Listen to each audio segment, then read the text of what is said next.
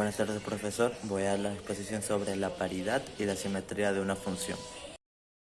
Tenemos la paridad de una función. Par. Se conoce como función par aquella que satisface la condición de función de menos x que es igual a la función de x para todo x que pertenezca al dominio de la función. Impar se conoce como función impar aquella que cumple con la condición de la función de menos x que da igual a la función negativa de x para todo x que pertenezca al dominio de la función. Como ejemplo tenemos que demostrar que la función de x es igual a x al cubo es impar. Primero se cambia el signo de la variable de x a menos x y quedaría la función de menos x igual a menos x al cubo.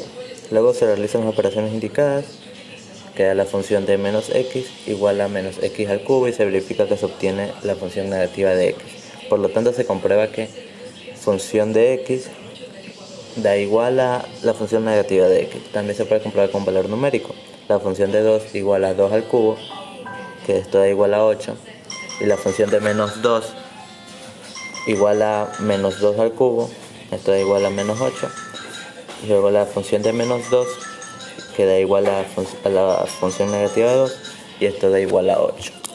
Aquí está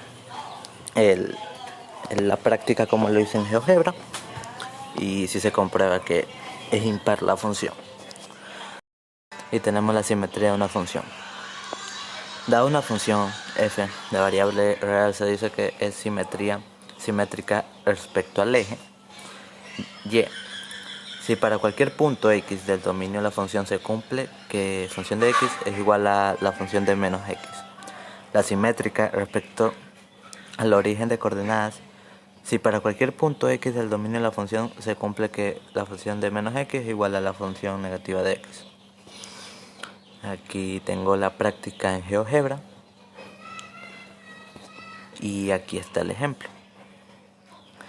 Como ejemplo tenemos que señalar cuál era la simétrica al eje y cuál era la simétrica al origen.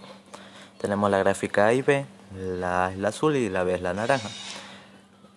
Primero tenemos que analizar y verificar si una función tiene simetría, se debe buscar si una parte de la gráfica se repite. Luego se observa que la figura A se repite a través del origen. Esto se puede comprobar si se coloca un espejo en el origen, las coordenadas de la gráfica se ve reflejada en la figura. Número 1. En ese caso, se dice que esta función es simétrica al origen. En la gráfica número B, por lo contrario, se puede verificar que a los dos lados del eje Y se tiene la misma curva.